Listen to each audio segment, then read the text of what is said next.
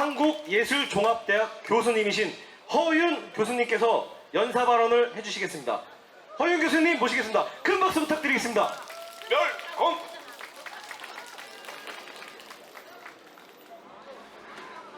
지금처럼 아마 굉장히 더웠던 시절이었던 것 같습니다. 박정희 대통령이 직무실에서 저 에어컨 틀지 않고 런닝샷에 부채를 붙이시면서 시간을 지내고 계셨습니다. 그때 M16 소총을 만드는 콜트 회사 사장이 방문했습니다. 그때서 비서를 시켜서 에어컨을 켜고 또 난방을 입고 이렇게 차비를 했습니다.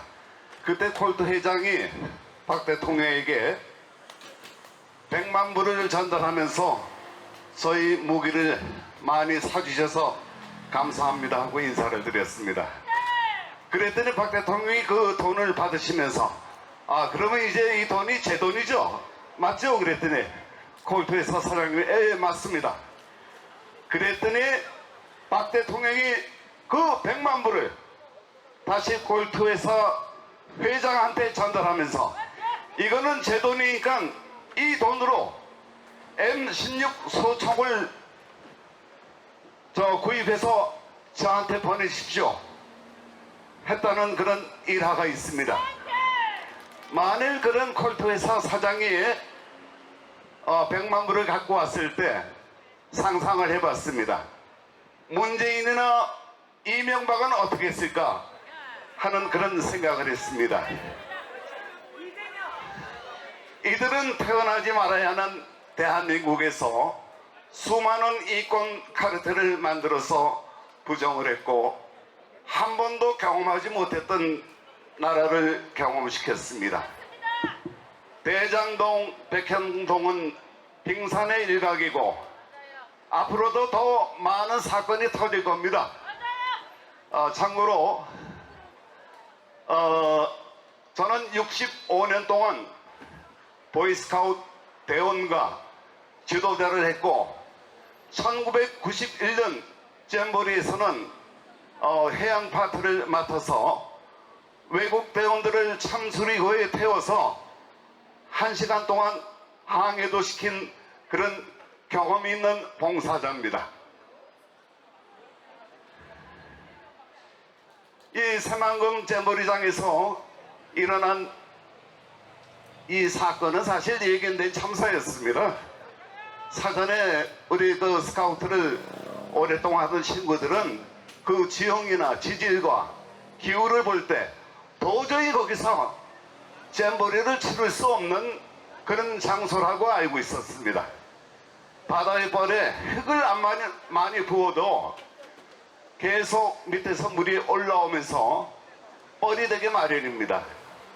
그 뜨거운 날씨에 외국 대원들이 텐트를 치는데 팩이 안 박혀요.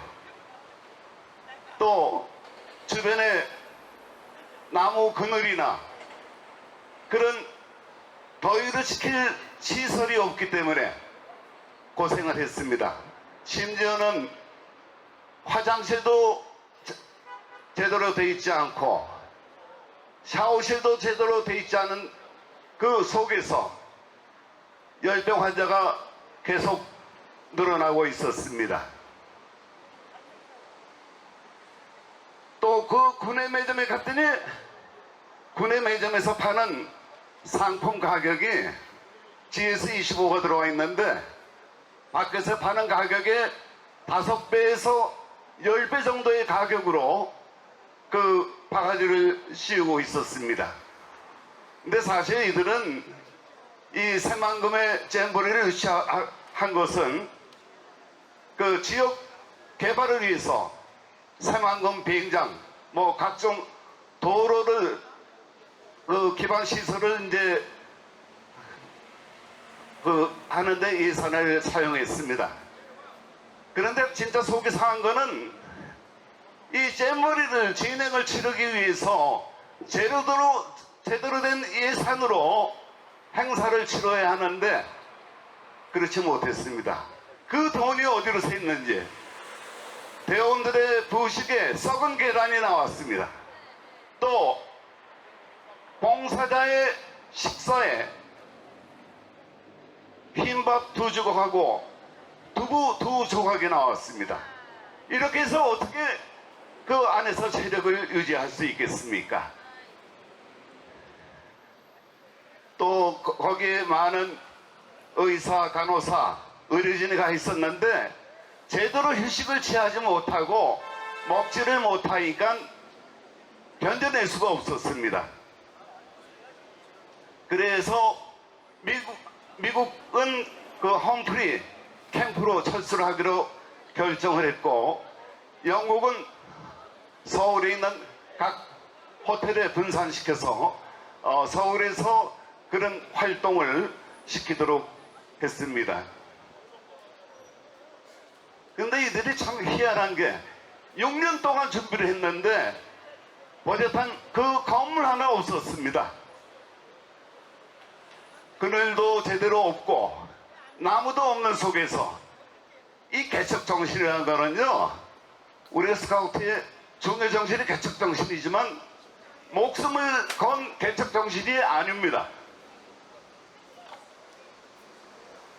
그래서 참 우리 현 정부에서 100억의 예산과 많은 군인들을 동원해서 지원하고 있고, 또 이를 바로 잡기 위해서 노력하고 있습니다.